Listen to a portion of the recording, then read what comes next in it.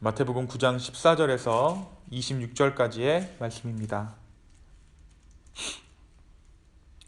우리 한 절씩 말씀을 교독하도록 하겠습니다.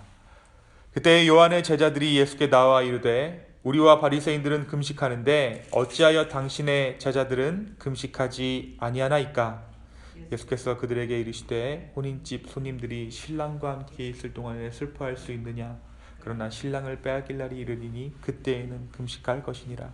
상배 조각을 낡은 옷에 붙이는 자가 없나니 이는 기운 것이 그 옷을 당기어 헤어짐이 더하게 되며 새 포도주를 낡은 가죽 부대에 넣지 아니하나니 그렇게 되면 부대가 터져 포도주도 쏟아지고 부대도 버리게 됨이라. 새 포도주는 새 부대에 넣어야 둘이 다 보존되느니라. 예수께서 이 말씀을 하실 때에 한 관리가 와서 절하며 이르되 내 딸이 방금 죽었사오나 오셔서 그 몸에 손을 얹어 주소서. 그러면 살아나겠나이다 하니 예수께서 일어나 따라가심에 제자들도 가더니 12해 동안이나 혈루증으로 앓는 여자가 예수의 뒤로 와서 그 겉옷과를 만지니 이는 제 마음에 그 겉옷만 만져도 구원을 받겠다 함이라. 예수께서 돌이켜 그를 보시며 이르시되 딸아 안심하라 너의 믿음이 너를 구원하였다 하시니 여자가 그 즉시 구원을 받으니라.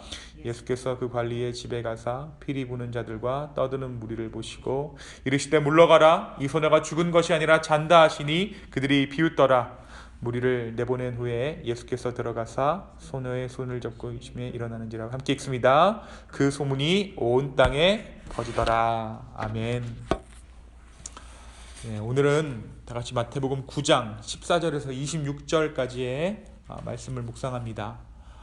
우리가 어제 말씀 가운데에서 예수님께서 마태를 부르신 그 장면을 함께 묵상했습니다. 마태를 부르신 예수님에 대해서 함께 나누었죠. 예수님은 죄인인 마태를 부르십니다. 그리고 세리와 죄인들과 함께 식사하시면서 그들과 공동체를 이루세요. 그러면서 예수님께서 하신 말씀이 무엇이었냐면 내가 의인을 부르러 온 것이 아니라 죄인을 부르러 왔다. 죄인과 함께 식사하시는 그 예수님의 행동을 이상하게 여기는 바리새인을 향해서 의인을 선별하려고, 의인을 골라내려고 내가 이 땅에 온 것이 아니라 정말 죄인임을 고백하는 자들, 병든 자임을 고백하는 그러한 자들을 위해 내가 이 땅 가운데 왔노라 라고 말씀하십니다. 그러면서 우리가 깨닫게 된 한 가지는 예수님께서 정말 우리를 위해 오셨구나. 죄인이라 고백하는 자들, 스스로를 구원할 수 없는 자들임을 고백하는 우리들을 위해서 우리 예수님께서 구원되시려고 오셨구나 하는 사실을 우리가 알게 되었습니다. 영원한 죄인으로 남는 것이 영원한 구원에 이르는 길이다. 우리가 어제 말씀 가운데 이 은혜를 함께 나누었죠. 어제 바리새인들에 이어서 오늘은 세례 요한의 제자들이 예수님께 묻습니다. 물음의 내용은 바리새인들과 자기들은 금식을 하는데 왜 예수님의 제자들은 금식을 하지 않는가 하는 것이었어요. 예수님은 그 질문에 대한 대답으로 신랑과 함께 있을 동안에는 금식할 필요가 없다 말씀하십니다. 또한 생배 조각으로, 새로운 천 조각으로 낡은 옷을 기우지 않는다. 또 새 포도주를 낡은 부대에 담지 않는다 라고 말씀하십니다. 그 둘 다 상하기 때문에. 이는 예수님 스스로가 신부된 이스라엘을 찾아온 신랑임을 밝히심과 동시에 그들이 가지고 있던, 바리새인들과 세례 요한의 제자들이 가지고 있던 신앙의 기준 위에 예수 그리스도의 복음을 접목하는 것을 넘어서 온전히 새로운 복음을 받아들이라 라고 예수님께서 말씀하고 계시는 거예요. 너희들이 가지고 있는 것에 나를 끼워 맞추려고 하지 말고 온전히 새로운 구원의 섭리, 온전히 새로운 복음을 받아들여라. 그렇지 않으면 너희 안에 구원이 없다. 사랑하는 여러분, 오늘 말씀은 우리에게 무엇을 말해주고 있을까요? 먼저 새 술을 새 부대에 담으라 하신 말씀을 우리의 마음 가운데 한번 새겨봅니다. 우리는 날마다 새로운 은혜를 구해야 돼요. 세례 요한의 제자들은 뭔가 예수님을 잘 알 것 같잖아요. 세례 요한의 제자자, 예수 그리스도께서 오실 그 길을 예비하던 광야의 사람 세례 요한, 그들의 제자라면 뭔가 바리새인과는 다를 것 같다라는 우리의 기대함이 있습니다. 그런데 그들도 결국에는 바리새인과 똑같은 의문을 가지고 예수님께 다가가요. 우리는 날마다 새로운 은혜를 구해야 합니다. 우리가 어제 받은 은혜, 이전에 경험한 하나님은 바로 오늘 우리가 새롭게 받을 은혜를 위해서 준비시켜 주신 거예요. 어제 내가 예수님의 이런 모습을 경험했다면 그것은 예수님의 전부가 아닙니다. 어제 만난 그 예수님은 내가 오늘 만날 예수님을 이해하게 하기 위해서 만나주신 예수님입니다. 우리는 죽는 그날까지 날마다 새로운 은혜를 구해야 합니다. 그 안에서 조금씩 온전한 예수님을 발견하고 그 예수님을 통해서 우리 역시 온전해져 가야 하는 것입니다. 금식, 통독, 바리새인과 세례요한의 제자들처럼 여러 가지로 우리가 주님 앞에 나아가려고 하지만 그것을 하기 때문에 우리가 주님께 다가갈 수 있는 것이 아닙니다. 구원에 다가갈 수 있는 것도 아닙니다. 주님께 도달할 수 있는 것도 아닙니다. 주님께서 은혜를 주셔야 우리는 예수님이 누구신지를 알 수가 있어요.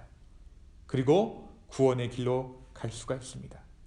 주님께서 은혜를 주셔야지만 우리는 주님을 알아갈 수 있고 또 그분을 닮아갈 수 있는 것이죠. 우리가 기도를 한다고 해서, 말씀을 읽는다고 해서, 남들보다 조금 더 경건한 생활을 한다고 해서 예수님을 닮아가는 것이 아니라 전적인 주님의 은혜가 있어야 우리는 주님을 알아갈 수 있습니다. 신앙의 연조가 오래될수록 더욱더 새로운 마음으로 주님의 은혜를 구해야 합니다. 신앙의 경력, 신앙의 구력을 의지하는 순간 우리는 오늘 말씀의 세례요한의 제자들처럼 하나님을 안다고 하지만 목전에 있는, 자기 눈앞에 있는 하나님을 알아보지 못하게 됩니다. 오늘 이 아침에 새로운 은혜를 구하게 되는 저와 여러분 되기를 소망합니다. 새로운 은혜를 구하려면 새로운 은혜가 필요한 존재라는 것을 먼저 깨달아야 해요. 아, 내가 은혜가 필요한 자구나.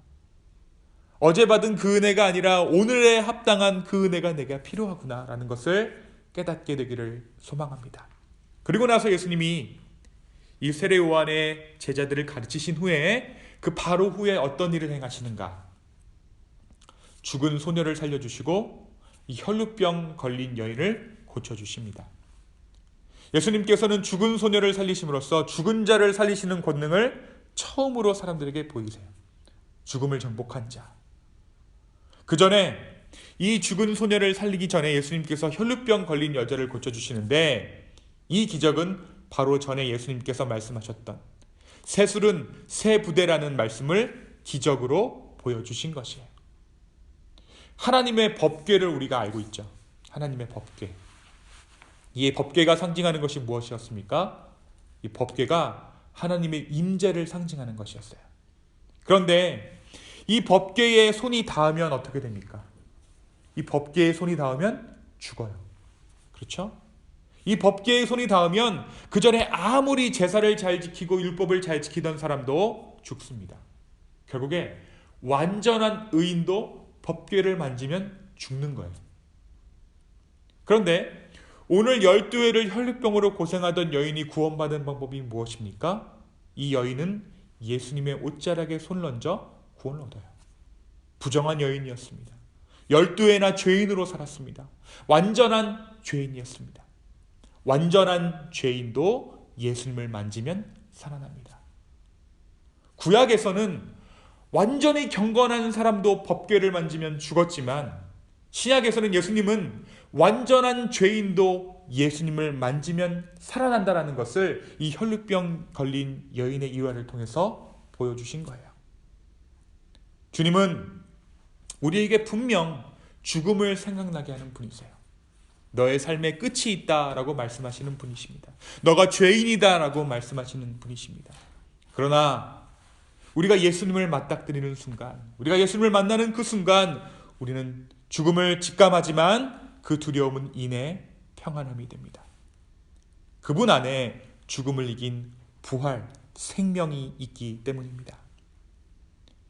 오늘 하루 예수 그리스도를 만지기를 사모하는 이 하루 되기를 소망합니다. 내가 정말 주님의 살아계심을 삶의 한순간이라도 맛보게 된다면 1초라도, 초놈이라도 내가 그분의 살아계심을 나의 삶 가운데 보게 된다면 우리는 살아날 것입니다. 마치 이 혈루병 걸린 여인이 옷자락의 손만 대어도 구원했던 것처럼 우리가 살면서 이런저런 생각하고 이런저런 생활을 할 때에 삶의 한순간만이라도 주님의 살아계심을 나의 삶 가운데 경험하게 된다면 우리는 금세 살아나게 될 줄로 믿습니다. 이 구원의 주님을 삶 가운데 소망하며 이 구원의 주님을 갈망하는 정말 예수 그리스도께서 나의 삶의 자리에 지나가시기를 간구하며 구하는 이 아침 되기를, 기쁨의 교회 되기를 예수 그리스도의 이름으로 축원합니다. 이 시간 함께 기도하시겠습니다.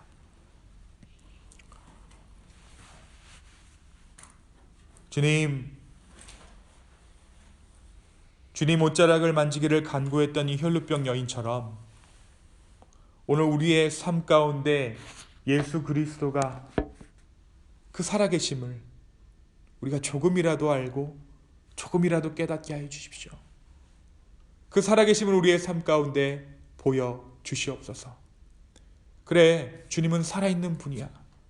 그냥 우리가 자기암시적으로 주님을 알아가는 것이 아니라 삶의 한순간에 정말 주님이 살아계시는구나 라는 것을 체험적으로 깨닫게 하여 주시옵소서. 주님, 말로 어떻게 복음을 전하겠습니까? 말로 어떻게 하나님의 살아계심을 전할 수 있겠습니까? 주님께서 살아계신 주님께서 나타내셔서 오늘 그 살아계신 그 주님의 모습을 우리로 하여금 보게 하여 주시옵소서. 깨닫게 하여 주시옵소서. 우리의 삶이 그로 인해 새롭게 되게 하여 주시옵소서. 주님 감사합니다. 은혜를 구하는 이 아침에 주님께서 은혜 주신다 약속하시고 우리와 함께 하신다니 감사합니다. 주님, 우리와 동행하는 그 주님 앞에 잠잠히 온전히 하루를 드릴 수 있는 이 하루가 되기를 소망합니다. 주여, 우리를 긍휼히 여겨 주시옵소서. 감사합니다. 이 모든 말씀 살아계신 예수님의 이름으로 기도하였습니다. 아멘. 아멘.